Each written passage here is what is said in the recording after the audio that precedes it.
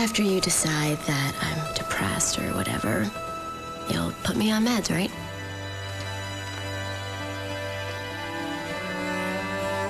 In our society, we feel we must be happy. If we're not happy, we feel hopeless. We feel like failures. When you took the overdose, your heart stopped. You have damaged the mechanism that pumps blood into the heart, which has caused irreversible damage to it. So I'm gonna die after all. It may only be a matter of weeks. The plan is to talk with Veronica mainly. I hate your stupid desk. And I hate your ugly ties. And I hate everyone locked up in this place. And the families of other patients have complained about irregular methods of treatment. Answer me honestly, please. Doesn't it feel better to feel better? You think outsiders are any less crazy than we are? What about him? I know, he's gorgeous. You can't actually talk to him. There's so much about myself that I don't know. Get your hands off! Get your everybody calm down!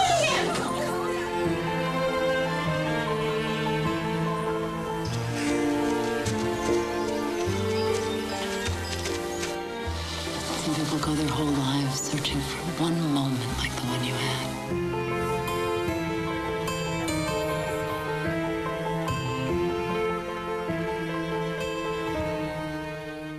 Hola, ¿cómo están mis queridos no pertenecientes? Bienvenidos una vez más a Desde el Alma. Y pues hoy nos acompaña la psicóloga Nora Martínez, quien además es logoterapeuta, tanatóloga, suicidóloga.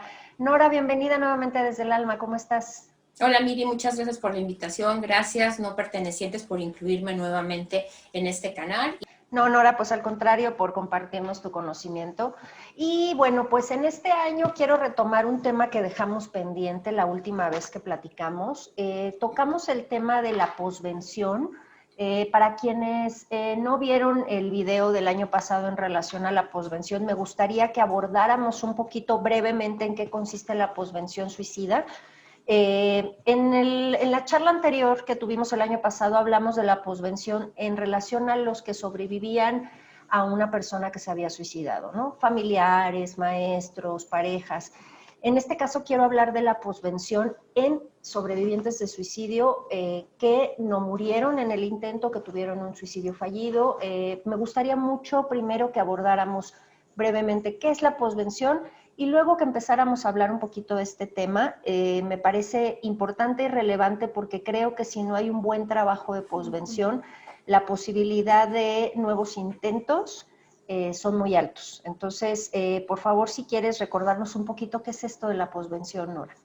Claro que sí, Miri, gracias. Bueno, recordemos que tenemos 3 niveles de intervención en suicidología. Uno es la prevención, el segundo es la intervención en crisis y el tercero es la posvención. En la posvención, evidentemente, ya se dio un evento suicida, pudo haber sido consumado y si esto fue así, trabajar el duelo con la familia de la persona que falleció.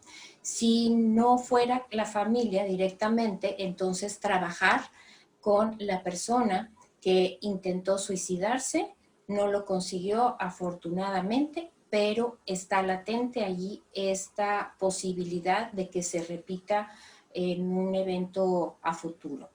Entonces creo que la posvención es uno de los niveles que ofrece grandes oportunidades de reestructurar pensamiento, de reestructurar conducta, de reestructurar incluso patrones que se vienen repitiendo a lo largo de diversos intentos, si es que esto ha sido así, ¿sí? Esto es importante que nosotros consideremos que en una posvención es muy, muy importante, en este caso que vamos a hablar específicamente de la persona suicida que no lo consiguió, apoyarnos también con una red de apoyo en donde conjuntamente con el terapeuta vamos a hacer una alianza y ciertos acuerdos y ciertos convenios también con el sobreviviente de suicidio. Ok, fíjate Nora, este tema obviamente me me llega, pues porque yo soy sobreviviente de suicidio. Estoy pensando un poquito, por ejemplo, cuando yo estuve en el hospital, no tuve propiamente una posvención, sí tuve algunas visitas en los primeros 15 días que estuve hospitalizada, tuve visitas constantes de psiquiatras que pues te preguntan cómo estás, cómo te sientes, tal. Yo no lo consideraría desde lo que ahora sé, desde la suicidología propiamente como una posvención, porque en realidad ellos lo que estaban como cuidando es que no volviera a tener un segundo intento incluso dentro del mismo hospital, ¿no? Que es parte de lo que se cuidó. Una vez que terminó esos primeros 15 días y me trasladan a otra clínica, ese tema quedó como en el tintero, ¿no? Incluso toda la atención médica que yo recibí estaba muy en función de la rehabilitación física, pero la atención psicológica se quedó en el limbo, ¿no? Yo realmente retomé las terapias como hasta el año, cuando ya otra vez pude ponerme de pie. Y bueno, sí te podría decir, eso es real. Más o menos como al mes y medio, 2 meses que yo regresé a casa, la ideación de un segundo intento estaba, ¿no? O sea, sí es cierto que la posibilidad es muy alta después de un intento fuerte. Sí, sí hay una secuela. La verdad es que yo creo que me hubiera ayudado mucho en ese momento tener la contención de alguien que me ayudara como a ir reestructurando lo que pasó, porque además, seguramente como en mi caso, que eso me gustaría que también lo revisáramos un poco más adelante, ¿qué pasa con las personas que como en mi caso sobrevives, pero quedas con secuelas, que son pérdidas al fin, ¿no? Entonces eso genera una mayor estrés postraumático, por llamarlo de alguna manera, ¿no? Pero bueno, antes de entrar a ese tema, normalmente, ¿cómo es el abordaje terapéutico con una persona que sobrevive a un intento fallido de suicidio, Nora? O sea, ¿cómo llega normalmente un paciente con ustedes? ¿Cuáles son como las actitudes o las reacciones que puede tener ante sigo aquí y estoy vivo, ¿no? Bueno, de inicio, cuando yo recibo un paciente con un evento suicida fallido, yo sí necesito que me puedan contactar con el psiquiatra que lo está atendiendo para que yo sepa cuál es la medicación que se está dando. Más allá de conocer cuál es el medicamento, saber cuáles pueden ser los efectos de ese medicamento para poder yo hacer un eslabón entre el psiquiatra y yo y poder trabajar de manera paralela. Entonces, de inicio, para mí es importantísimo saber quién es su psiquiatra, poderme contactar con él y saber, segundo, quién sería su red de apoyo. Para mí va a ser siempre muy necesario contar con una red de apoyo. Puede ser un familiar, puede ser un amigo con el que él tenga la confianza, puede ser alguien que pueda saber, yo tener la certeza también de que puedo llamar en algún momento para poderle notificar de qué manera vamos a trabajar y que tenga la disposición para. Segundo, muchas ocasiones mencionan que se tiene que hacer un convenio, un contrato, un compromiso de no me voy a hacer daño durante el proceso que dure este seguimiento terapéutico.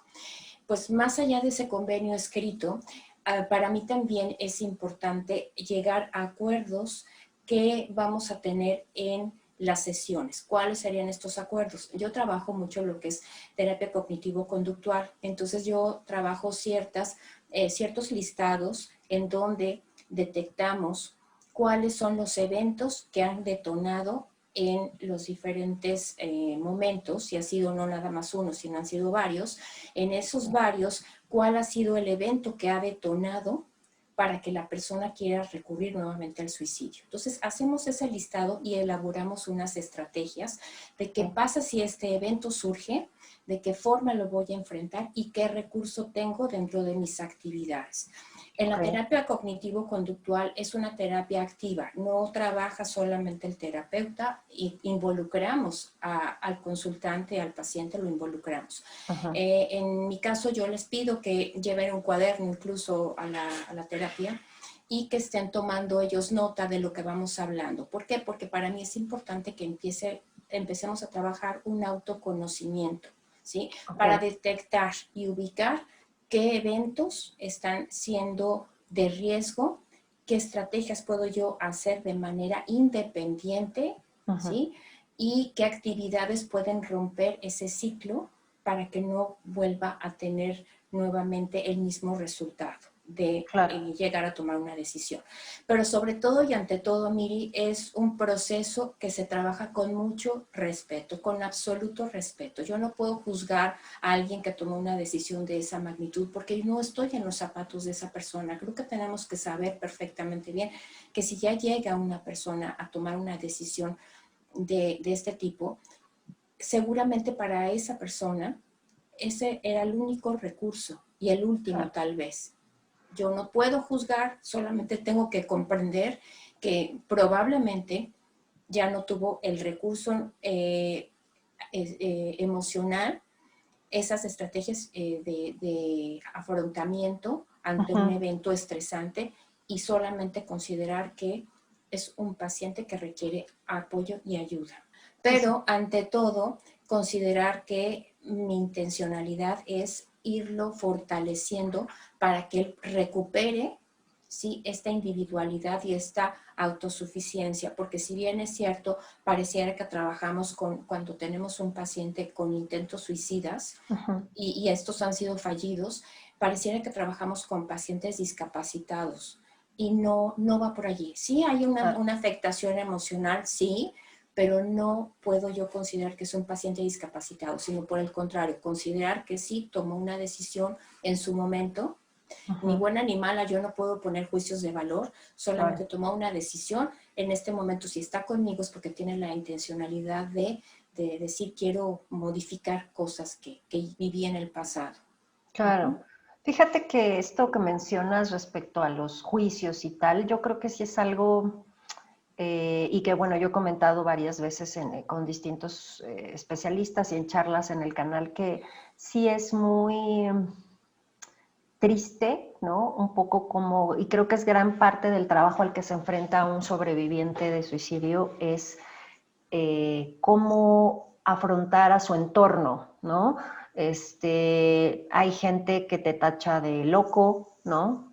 De ya está malito de sus nervios y entonces no puede tomar las decisiones correctas, o sea, se te queda como una etiqueta de trastornado, no estás bien mentalmente, etcétera, ¿no? Se queda como un estigma. Te digo, yo incluso recuerdo que algunos compañeros de trabajo en su momento fue de cortar la amistad, de ya no hablarte, de esto que a veces vemos como en las series que parece un cliché, pero sí pasa, ¿no? Desafortunadamente... Sí. Yo creo que todavía en pleno 2021 estamos viviendo esta incomodidad, ¿no? Y creo que lo hablamos en la charla anterior. El tema es que es un tema que genera mucha incomodidad, que la gente no sabe cómo abordarlo.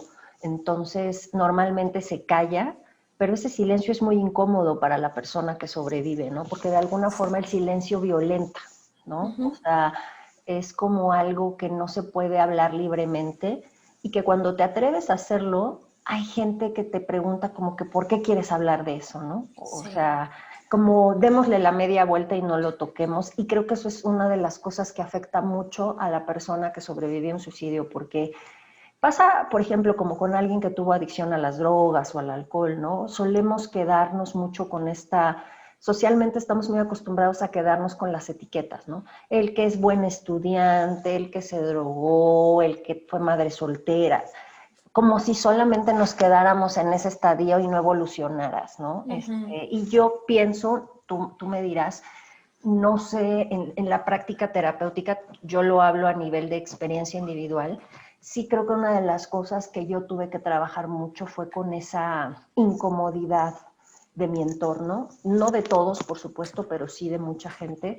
Incluso, fíjate, cuando yo iba con diferentes doctores para que me revisaran los riñones, los pies, todo, ¿no? Todos los especialistas con los que fui, la pregunta innegable era, ¿y por qué te pasó esto, no? Entonces, cuando les decías, notabas, y eso que estás hablando del sector médico, ¿no? Entonces, a eso voy, ¿no? ¿Cómo dentro de todas las problemáticas que puede tener una persona Por ejemplo, a lo mejor que tuvo que dejar el trabajo un tiempo o dejar de estudiar un tiempo porque su salud se vio involucrada. O sea, ¿qué áreas afecta después de un intento de suicidio? ¿Qué áreas de la vida de una persona, de acuerdo a lo que has visto, son afectadas a posteriori, de manera inmediata? O sea, ¿cómo se ve modificada la vida de esa persona y probablemente de su familia después de esto? ¿A qué se enfrenta en el después de? Pues yo creo que esto trastoca todas las áreas, Miri, todas las áreas. O sea, sí, lo que tú mencionas es muy cierto. Nuestra sociedad hoy por hoy, en pleno 2021, no está preparada a poder tener la apertura de hablar libremente sobre algo, un evento que se está dando mucho, que es el suicidio. Tocamos y trastocamos el miedo con esas personas cuando nosotros lo hablamos libremente y nos preguntan, bueno, ¿a ti por qué te gusta tanto hablar de eso? ¿No será que tienes por allí la idea? ¿Sí? Sí. Y bueno, esto quiero hacer nada más mención en relación a que yo también trabajo en el sector educativo. Okay. Y en algún momento tuve la posibilidad de hablar en un foro de profesores y directivos en la alcaldía Álvaro Obregón de Ciudad de México. Cuando termino de explicar cuáles son las bases de suicidio y la suicidología, que es lo que atiende, se acercan varios profesores y algunos directivos y me dicen, oye, a mí me gustaría que dieras la plática en mi escuela, ¿me puedes dar los datos? Y claro que sí, y se les dieron los datos.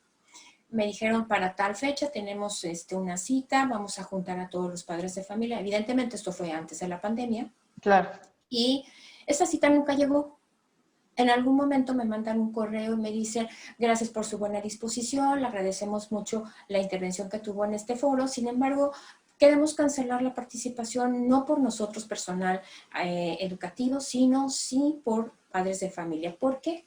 Porque lo que usted les podría dar a sus hijos sería un tanto de darles ideas, sugerencias, en que ellos, ni si no lo han pensado, lo puedan pensar.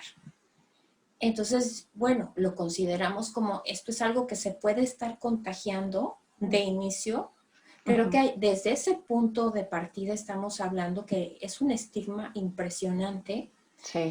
En todos niveles. Y hablábamos, bueno, desde el sector salud, pero bueno, donde quedan padres de familia, en donde lo que se está haciendo allí es trabajar el primer nivel de intervención, que es la prevención. Antes de que ocurra esto, te voy a dar información en cuanto a las señales de alerta. Si tú estás observando esto con tu población estudiantil, checa qué opciones hay. Muchos de ellos me dijeron, ¿sabes qué? No vamos a tener aquí a los papás, pero a nosotros, profesores, nos interesa tener esta información. La charla se les dio a ellos en corto, se les distribuyó trípticos y esa fue la capacitación, entre comillas, de prevención suicida. Entonces, imaginémonos a qué niveles no está trastocando todo lo que es un evento suicida, a todos los niveles, ¿sí? Evidentemente, en la persona sobreviviente de suicidio se encuentra todavía afectada, sí, físicamente puede ser, emocionalmente también, y ahora estar viviendo el rechazo, el que se le pueda juzgar, el que pueda ser estigmatizado o señalado en su núcleo cercano, pues imaginemos si esto no puede llegar a ser también otro factor de riesgo aunado a los que tuvo para haber tomado la decisión en su momento. Fíjate que esto que dices sí es algo, yo por ejemplo te puedo decir que estoy hablando a prácticamente 7 años o más de esto en mi vida y te puedo decir que todavía a veces, o sea, yo en general tomé la decisión desde hace varios años de abrirlo, ¿no? De abrirlo, digo, la prueba es que tenemos este canal y trato como siempre de manejarlo de manera muy abierta.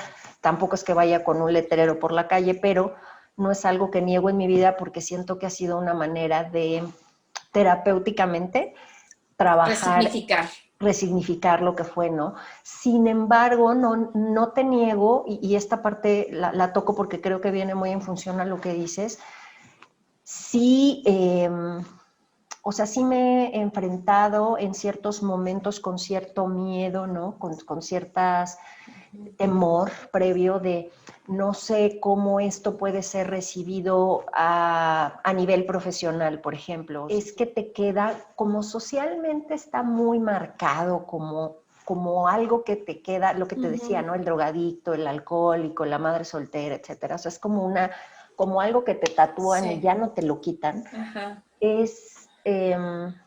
Genera ciertas inseguridades de pronto de esto, cuánto tiempo me puede seguir persiguiendo en la vida, ¿no? O sea, como algo en tu expediente oscuro, por llamarlo de alguna manera. Y es que socialmente, insisto, tendemos mucho como a dejar esas cosas muy marcadas, ¿no? O sea, como si a veces eso fuera mucho más pesado que las cosas positivas o más de mejor vibra que has hecho en tu vida, ¿no? Eso es algo que creo que la mayoría de las personas que pasamos por esa situación es difícil de trabajar porque de verdad de alguna forma te persigue un poco como un fantasma, ¿no?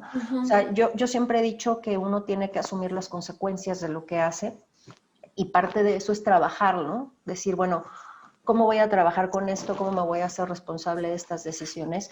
Pero a veces el medio hábitat de las personas no ayuda, ¿no? Ahora, yo hasta cierto punto estoy muy agradecida porque en general creo moverme en un entorno más empático, con más capacidad de entender muchas de las cosas, pero estoy segura, y porque lo he visto en personas que han sobrevivido, que se enfrentan a situaciones de mucho rechazo en sus medios y ambientes, ¿no? Así es. O sea, como perder a la mejor, que en las escuelas, tú acabas de mencionar algo muy importante, ¿no? Desafortunadamente muchos papás con el miedo de que sus hijos puedan hacer lo mismo que hizo el compañerito, entonces ya no lo dejan juntar con esa persona, ¿no? Porque es como si se contagiara, ¿no? Entonces esa persona, por ejemplo, puede perder amigos, puede perder a lo mejor el lugar que tenía de pertenencia en su escuela, en su trabajo, que a lo mejor ya no lo consideren en su trabajo para un ascenso, que a lo mejor pueda perder a su pareja. O sea, es decir, pareciera que las cosas, y sí es cierto que de alguna forma esa olla express que traes se libera cuando hay el intento de suicidio, pero después vienen una serie de secuelas. Exacto, que obviamente hasta que las vives, te das cuenta pues todo lo que implicó, ¿no? Y eso, creo que justamente en esas secuelas, tú lo dices muy bien, es donde está la alerta roja más fuerte de que esa persona pudiera volver a decir, ya no quiero y definitivamente quiero tomar este camino porque parece que el medio entorno no ayuda para que esa persona se pueda sanar, ¿no? Exactamente, Miri, lo dices perfecto. Justamente el entorno llega a ser a veces mucho más agresivo con la persona sobreviviente de un suicidio y este entorno hace que la persona, el paciente que atravesó un evento de esta magnitud, se sienta minimizado, se sienta señalado, se sienta estigmatizado, rechazado, o sea, no se sienta parte de su espacio.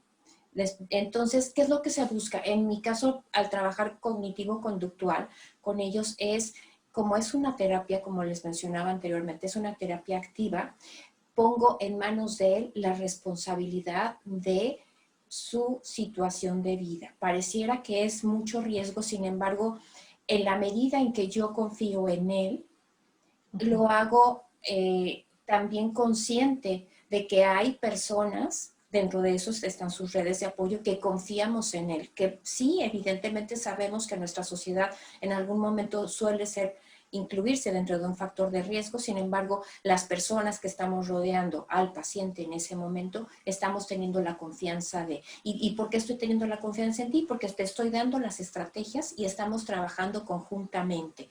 Y al yo darme cuenta que estamos teniendo esta apertura de tu parte, paciente, vamos soltando en las manos del mismo paciente la confianza, pero al mismo tiempo la decisión de él mismo ir trabajando y reestructurando patrones que en su momento fueron los que detonaron estas decisiones. Y al tú confiar en él y al él estar trabajando en un autoconocimiento, conocer qué es lo que yo estaba pensando como para recurrir a este evento suicida, reestructuramos desde el pensamiento. No puedo cambiar tal vez el evento, pero puedo cambiar el pensamiento y por añadidura, una vez cambiando el pensamiento, la conducta cambia, se reestructura y se afecta de otra manera, de una forma funcional, ¿sí? Y entonces, desde este punto de partida, al darle tú la confianza y que él apoye, ayude y también intervenga en este tratamiento de posvención, vamos a ir teniendo mejores logros. ¿Y por qué es esto? Nosotros también, bueno, en mi caso les estoy dando unas opciones de qué hacer en caso de que tú ya veas que viene este evento, que ha sido un evento estresante. Surge un pensamiento, el pensamiento añejo era este. ¿Cuál vamos a implementar ahora? ¿Qué tendrías tú que hacer? O sea, yo no soy quien construye su rehabilitación emocional. Él es el que construye con base en el autoconocimiento. Y cuando la persona que está recibiendo este tipo de tratamiento en posvención se siente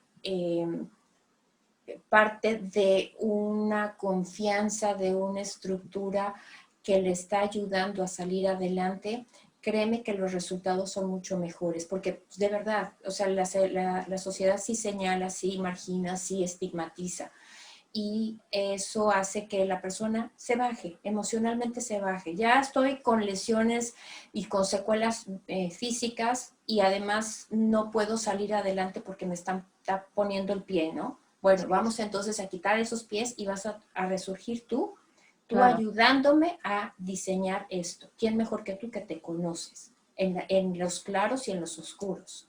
Claro. Fíjate que esto creo que es importante y sí creo que definitivamente darte cuenta es muy importante porque lo cierto es que cuando tú regresas como a tu realidad, ¿no? Porque finalmente, por ejemplo, cuando llegas a pasar por un proceso de hospitalización y todo, de alguna forma ya estás protegido, estás contenido, estás como en un limbo, ¿no?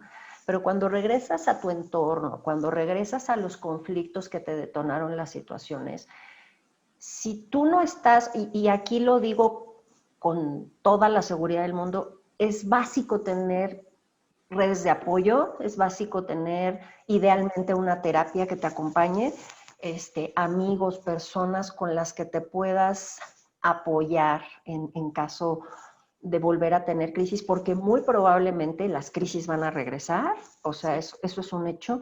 Lo que va cambiando, y esto es como, a mí se me imagina como cuando estás haciendo ejercicio y estás moldeando tu cuerpo, ¿no? Es exactamente lo mismo, es como moldear tus pensamientos, porque probablemente te vas a seguir enfrentando a situaciones que te detonaban antes las cosas, o quizá incluso más, porque yo siempre digo que después de un intento de suicidio tienes los problemas anteriores más 2 o 3 mínimo más que tienes que resolver. Entonces, si uno no empieza a ejercitar darse cuenta, cómo reacciono, o eso, ¿qué me lo está detonando? ¿Qué me está detonando? ¿Cómo reacciono normalmente ante ello? Es difícil que uno no vuelva a caer en los mismos patrones. Lo que pasa, yo veo en la mayoría de las personas que hemos tenido intentos, es que hay un alto grado de impulsividad, ¿no? Sí. Entonces, lo que suele pasar es que nos gana como la víscera, ¿no? Y no pasamos las cosas por la mente, o sea, sentimos sin como aerar los sentimientos por el pensamiento. Yo siempre, y lo hago, por ejemplo, algo tan básico como respirar, ¿no? Así como decían en un comercial de hace muchos años, de cuente hasta 10, Ajá. Así, ¿no? O sea, a ver, respira, piensa, y ese acto tan simple te permite como empezar a analizar, es como subir la emoción a la cabeza y empezarla como a desmenuzar, porque si se deja uno guiar únicamente por el impulso, muy probablemente vas a llegar a los mismos resultados, ¿no? Entonces, creo que una de las cosas que todas las personas que hemos pasado por eso tenemos que tener muy claro es trabajar mucho con paciencia, tenernos mucha paciencia nosotros mismos, porque quisiéramos que los cambios sucedieran así. Sí, Y de un día cuando para vemos otro. que eso no sucede, entonces ocurre lo que tú dices, te sientes todavía más Frustrado. frustrado porque dices, o sea, ahora encima de todo lo que traía tengo esto y las cosas no mejoran. Pero creo que una de las cosas que nos falta es que no hay pastillas ni tratamientos mágicos que en 2 días vas a cambiar. O sea, por eso ponía el ejemplo del cuerpo y el ejercicio, ¿no? Realmente un cuerpo bien para cambiar requiere tiempo, requiere constancia y requiere hacerlo todos los días, ¿no? Y esto es chamba, o sea, esto es un trabajo Exacto. de por vida, diría yo, ¿no? Porque es un cambio de creencias, de pensamientos, de comportamientos, porque como bien dices tú, probablemente muchas de esas situaciones no las vamos a poder modificar porque no están en nuestras manos, vives en un entorno que piensa por sí mismo, no lo puedes controlar. Lo que sí puedes manejar es cómo vas a reaccionar ante esas mismas situaciones, ¿no? Pero eso creo que es un punto clave y la paciencia, Nora, ¿no? O sea, porque te desesperas, ¿no? Porque quieres que pase a la primera, que pase a la segunda. Como cuando empiezas a andar en bicicleta, seguro las 2 o 3 primeras veces te vas a caer y tal vez vas a terminar reaccionando de la misma forma, pero cada vez te vas dando más cuenta, más cuenta, más cuenta, hasta que de verdad logras hacer un cambio, que creo que me parece que es en lo que trabaja mucho en lo cognitivo-conductual, ¿no? Como en esta Exacto. moldear, Girar. girar los pensamientos. Sí, Ahora, efectivamente. ¿cómo trabajas? Primero, antes de cómo trabajas, ¿cómo sueles reaccionar en el... O sea, sé que va a haber de todo, pero en términos generales, ¿cómo suelen reaccionar las familias de estas personas? ¿Qué es lo que pasa por su mente? ¿Cómo se sienten? O sea, cuando llegan contigo, por ejemplo, a que les des terapia como parte del proceso, ¿cuáles son los sentimientos que tienen las familias de los sobrevivientes de suicidio en general? Pues mira, llega con mucha culpa. ¿Qué hice yo, mamá, papá, o qué no hice para que esto le ocurriera a mi hijo, mi hija, a mi familiar, a mi esposo? ¿Qué pasó? ¿En dónde está la falla en mí? Ok, ¿Sí? Entonces, creo que en este sentido tenemos que buscar que expresen. La primera sesión siempre es contención. La primera siempre va a ser contención. Habla, porque yo necesito también saber la versión de uno y la versión del otro para poder empatar en qué momento hubo o no hubo cierto factor de riesgo que pudo haber generado claro. ese familiar en la persona con intento suicida de inicio. Segundo, vamos desmitificando un poco las culpas y vamos aclarando cuál es la culpa real y cuál es la culpa neurótica, hasta dónde realmente tengo participación en un evento o no, ¿sí? Claro. Y bueno, sobre todo en mi caso, yo trabajo con la familia también en redes de apoyo, monitoreando el mismo ejercicio y las mismas actividades que dejamos con el sobreviviente de suicidio. Te pongo este ejemplo, regreso al comentario que habías hecho en relación al ejercicio. Esto es como el ejercicio, practicar y practicar, practicar. ¿Qué te lleva a practicar y a lograr mejores resultados? Formar hábitos, ¿sí? Claro. Y de inicio, la paciencia, claro que se necesita, pero sabes que vamos a empezar primero por lo básico, la respiración de la que tú hablabas. La respiración es clave para todo, para ellos, para mí como terapeuta, para la familia incluso. Claro. Y entonces empecemos a ejercitar esta parte de la respiración. Cada uno de nosotros va a tener ciertas estrategias o ciertos ejercicios de respiración que son funcionales. Habrá quien ponga en práctica el 4-7-8 por 4, que yo lo aplico mucho con ellos en cuanto a que inhalas en 4 tiempos, retienes en 7 y exhalas en 8. Okay. Habrá quien tal vez empiece a hiperventilar, entonces tenemos que bajar, ir midiendo qué le funciona al paciente. De inicio, después de la contención, vamos a empezar a trabajar respiración. ¿Por qué? Porque vamos a empezar a aparejar ese nuevo hábito que no tenía la persona y que ahora es importante que se lo pueda adquirir y lo pueda instalar en su ritmo de vida cotidiano. Y lo vamos a aparejar con otro hábito que sea cotidiano. ¿Qué es lo cotidiano? La mayoría de la gente despertamos, comemos, desayunamos, comemos, cenamos. Entonces, bueno, entonces vamos a empezar a aparejar ese primer hábito, que sería el de la respiración. En la medida de que nosotros estemos practicando la respiración, la persona misma se va a empezar a dar cuenta que al momento que yo estoy haciendo mis ejercicios de respiración, voy sintiéndome mucho más ligerito, mucho más liviano. Hay momentos en que el paciente te va a decir, no, es que no creo que me funcione. ¿Ya lo has intentado? No, no lo he intentado. Hagámoslo juntos. Claro. Y entonces lo establecemos como un primer hábito de inicio. Y ese mismo primer hábito de inicio, trabajo también con la red de apoyo de ese paciente. Porque si en algún momento ese paciente entrara en una crisis, yo no me encuentro ahí presente, su red de apoyo sí, que si la persona no está teniendo la posibilidad de escuchar, al menos que mi red de apoyo le sirva como espejo en la respiración y la persona empiece a respirar a la misma sintonía que lo está haciendo su red de apoyo. Por eso para mí es básico, y con esta respiración vamos también introduciendo lo que es la paciencia. Sí sabemos que es una chamba muy pesada, sí, pero bien vale la pena recuperar esa individualidad, esa autonomía y esa autosuficiencia, porque tarde que temprano es a lo que le apostamos para llegar, a que sea una persona completamente funcional, y que ese evento del que tú decías me persigue, pues bueno, yo creo que yo lo pondría en una tela, en tela de juicio, porque podríamos yo preguntar, bueno, ¿quién de nosotros tenemos la vida perfecta? Claro.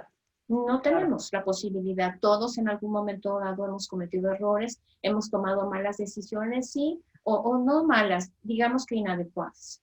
Claro. Porque no quiero incluir ni bien ni mal. Solamente decisiones inadecuadas, pues sí, sí me ha pasado.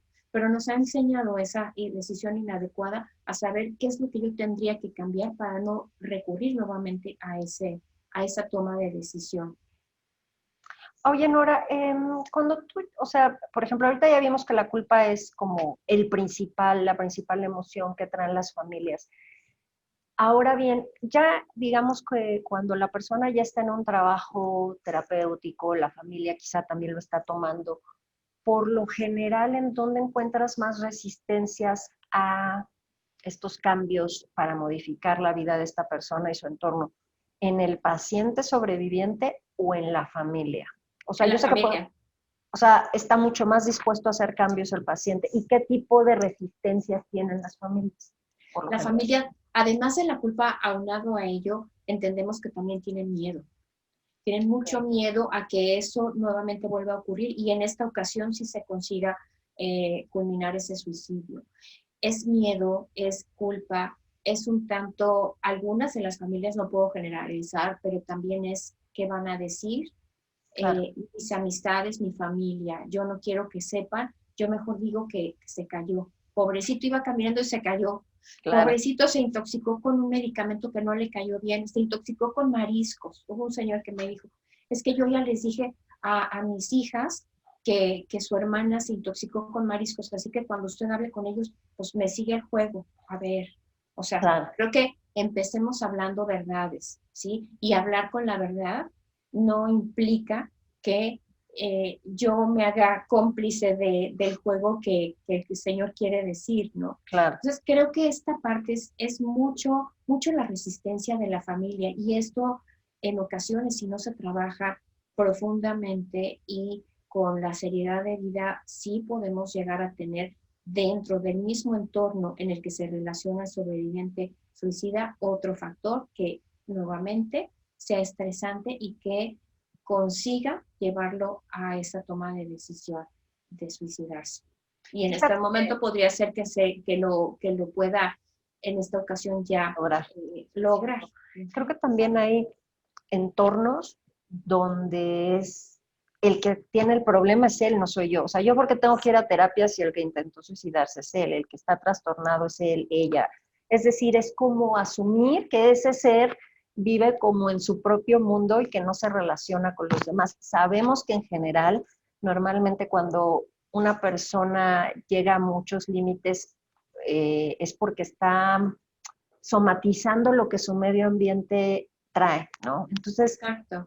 creo que parte de lo que también cuesta mucho es que las familias quieran como comprometerse a un trabajo porque es asumir que tú también tienes un problema y eso es algo que muchas veces no estamos dispuestos porque justamente viene, entonces yo tengo culpa y si tengo culpa entonces ¿qué hice mal? Entonces me parece que en algunas familias sucede esto, ¿no? Que es a lo mejor pues, el que está mal es él, es ella, yo no tengo por qué hacer nada y obviamente con esas resistencias pues es muy difícil que la persona pueda retomar o tener un cambio realmente sano, porque es como regresarlo a algo que sigue contaminado, ¿no? Y que ahí yo te diría, por ejemplo, cómo trabajar con un paciente que puede tener ese contexto, donde a lo mejor su medio entorno tiene una negación, por lo que me digas, ¿no?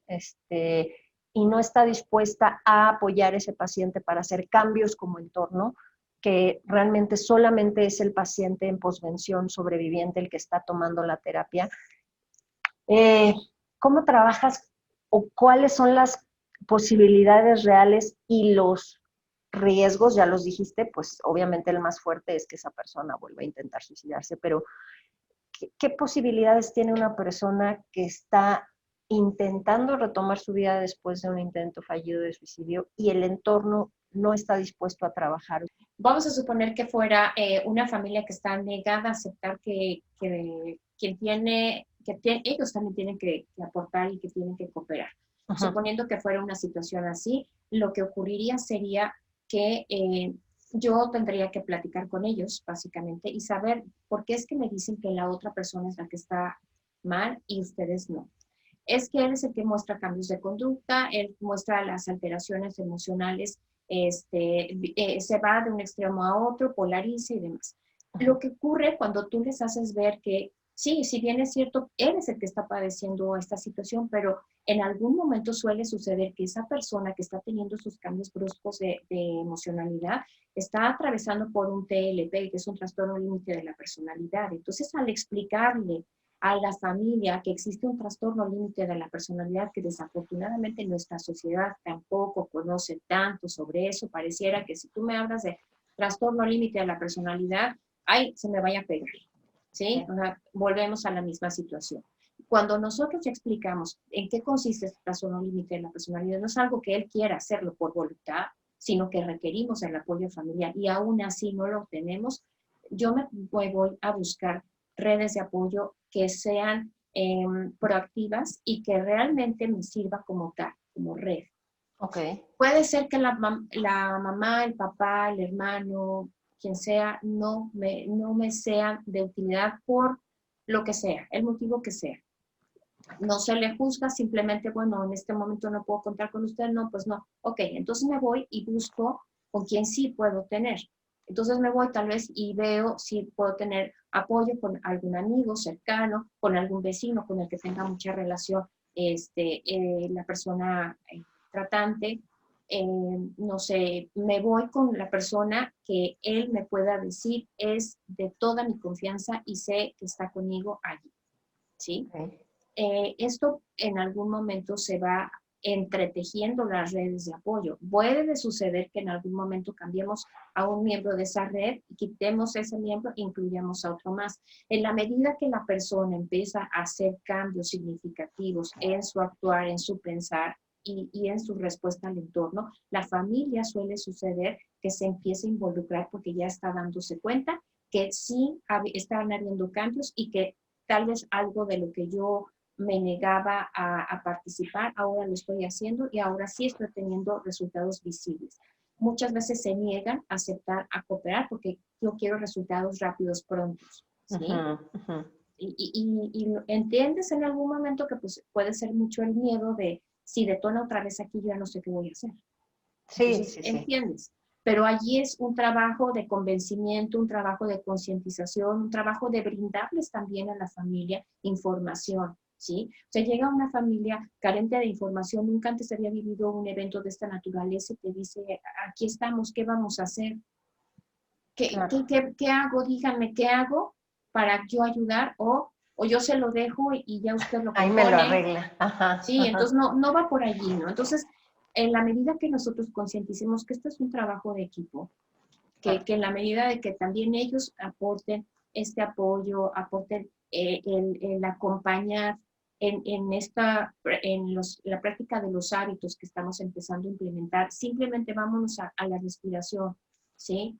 Y en la medida que la persona misma está empezando a hacer sus ejercicios de respiración y la red de apoyo, si vive con él, dice, bueno, yo lo voy a hacer también contigo, la persona se siente acompañada, se siente ya en un proceso de sanación, digámoslo así, porque está recibiendo la aceptación por parte de la familia, no está siendo enjuiciado, no está siendo señalado, y en la medida de que yo estoy viendo que me está ayudando aquí mi familiar, y aquí también lo tengo haciendo mis ejercicios de respiración conjuntamente conmigo, esto quiere decir que está empatizando con mi situación de vida, ¿no? Y creo que en este momento justamente de pandemia, sí creo que es importante que nosotros estemos muy alertas y muy conscientes que podemos, cualquiera de nosotros, si no hubiésemos tenido en ningún momento una idea o una ideación suicida, lo que estamos viviendo hoy por hoy, Claro. en estos momentos, realmente son situaciones críticas y estamos poniéndonos a prueba en nuestra resiliencia, en estas estrategias de afrontamiento.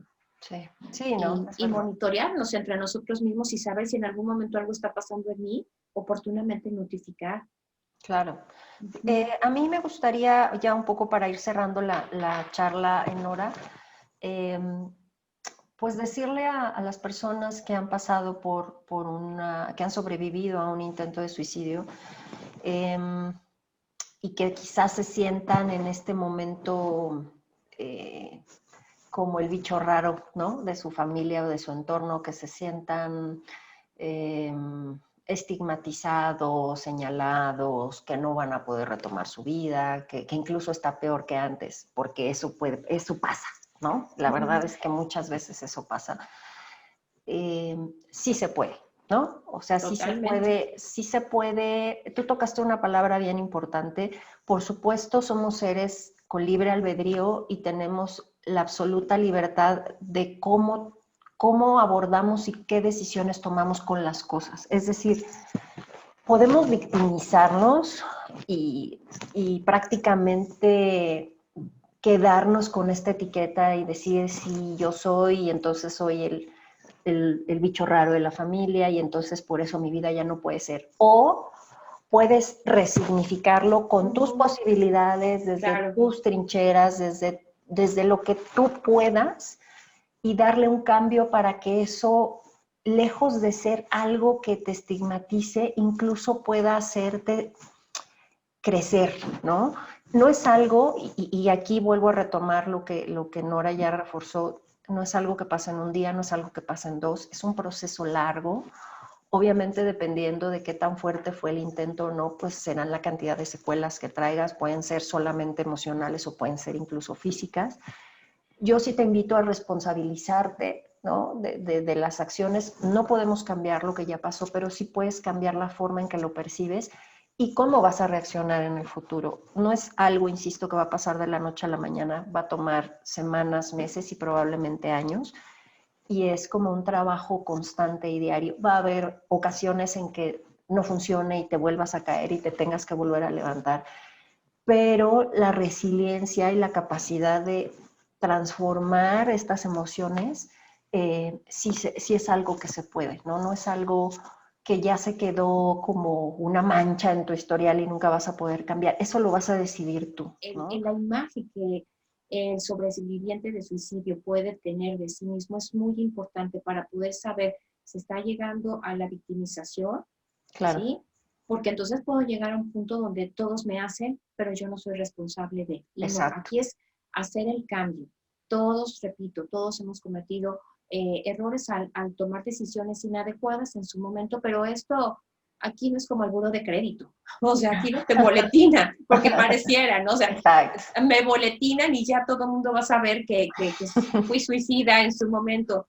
Pues no, o sea, creo que de eso va a depender de cada uno de las personas que han atravesado esta situación, ¿no? Y ejemplo de esa resignificación, de decir, sí, le doy la vuelta a la moneda y sí, reconozco que esto ocurrió, pero ahora cambio esa estructura y lo lo cambio para bien y para ayuda de otros, creo que es tu mismo ejemplo, Miri. Yo realmente cada vez que tengo la posibilidad de hablar con un paciente que ha tenido intentos suicidas fallidos, siempre le pongo tu ejemplo, siempre les paso las ligas de lo que tú platicas sobre tu historia a nivel personal y que si puede haber una resignificación de lo ocurrido, por supuesto que sí. Y puedes resignificar con qué finalidad, con la finalidad de ayudar a otros. Claro, ¿Sí? claro. O sea, creo que no nos podemos quedar, bueno, ya ocurrió, me cruzo de brazos. No, sí ocurrió, estoy en un proceso y después de que haya pasado este proceso, ¿cómo lo vas a resignificar? Aquí ya incluimos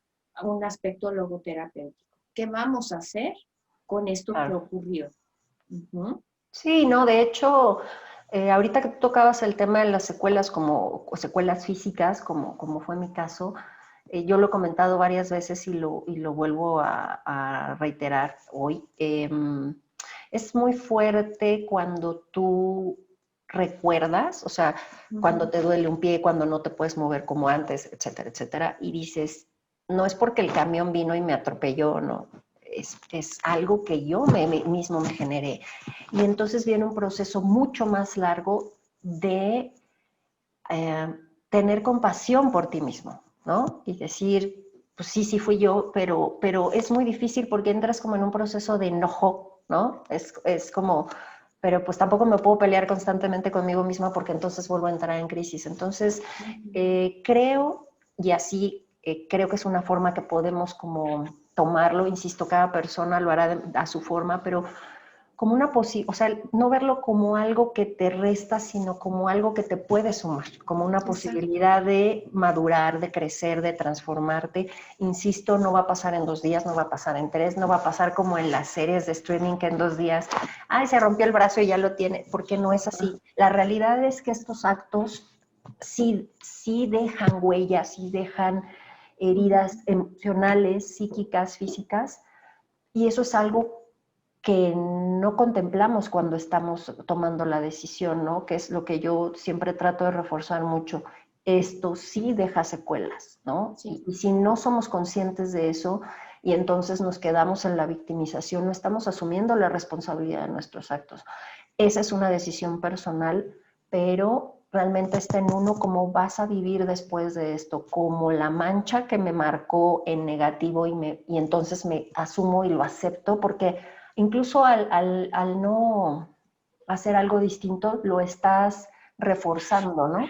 O sea, al no hacer algo distinto y quedarte con esta parte de sí soy el bicho raro y sí soy el que tiene la mancha, estás reforzando lo que los demás pueden creer, ¿no? Con tus acciones es con lo que de alguna forma le dejas ver a los demás que esto es una decisión más y una historia más de las de tu vida como las de cualquier otra persona. Entonces, tu misma forma de responder a esto es lo que va, por decirlo así, a sanear tu buro de crédito si lo comparáramos con este tema, ¿no? Tus mismas acciones, ¿no? Entonces, Nora, me gustaría cerrar, si hoy nos mira una persona que sobrevivió a un intento suicida y se siente precisamente en este caos, no sé cómo salir de esto y no sé cómo retomar mi vida a partir de esto, ¿qué le dirías? ¿A qué le invitarías o lo invitarías? Y con eso me gustaría cerrar.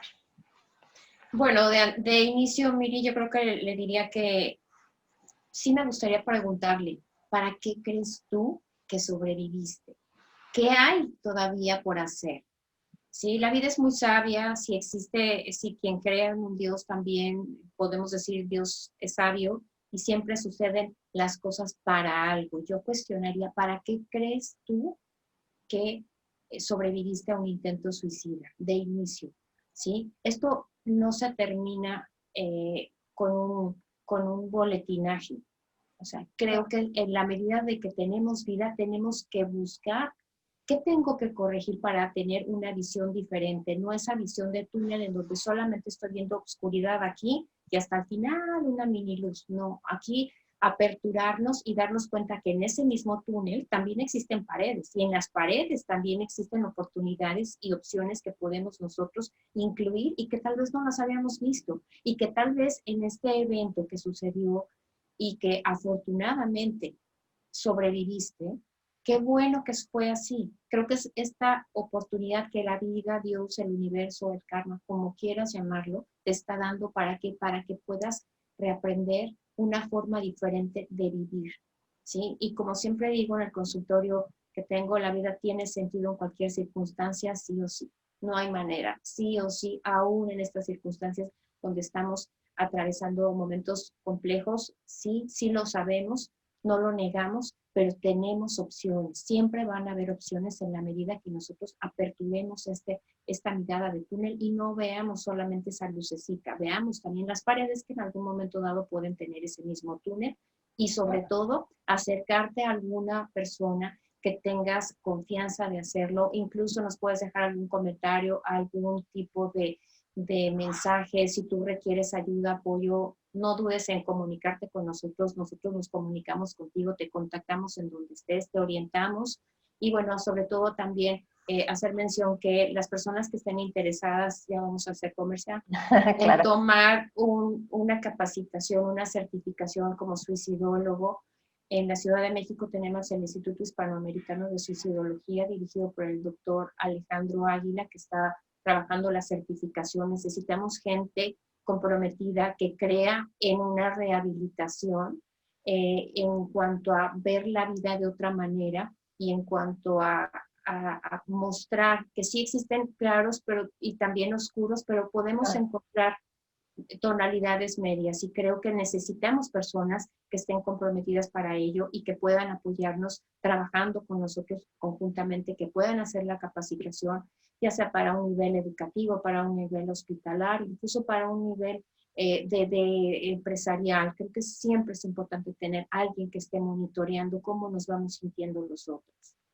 Sobre bueno, todo, perdón Nora, y sobre no. todo ahí como entre paréntesis, que todos podemos ser una red de apoyo. Entonces creo que saber un poquito más de este tema de la suicidología nos permite tener más herramientas para detectar focos posibles en las personas que nos rodean y poder ser también una contención cuando se llegan a dar estas cuestiones, como dices, desde cualquier trinchera, incluso hasta con tu propia familia o comunidad, ¿no? Cierro paréntesis. Exacto, exacto, y incluso también notificando, informando para quien no sabe que existe la suicidología. Y no es algo que yo saqué de la manga de la noche a la mañana, es una ciencia, es un trabajo de años, ¿sí? Que se ha estado haciendo y esto tiene un fundamento teórico, un marco teórico que con base a este método científico aplicado a las ciencias sociales hemos podido lograr identificar factores de riesgo, factores protectores, de qué manera puedo elaborar un programa preventivo, de qué manera puedo intervenir en una crisis suicida, de qué manera puedo hacer una posvención.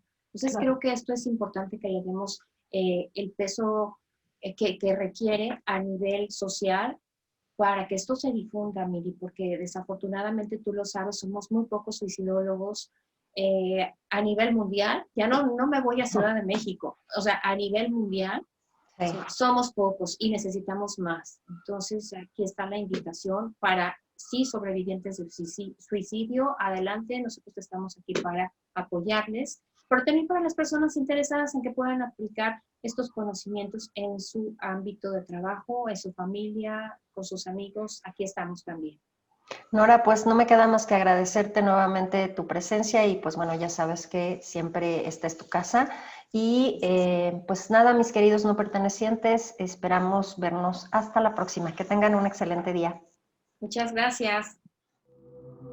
These are my dreams.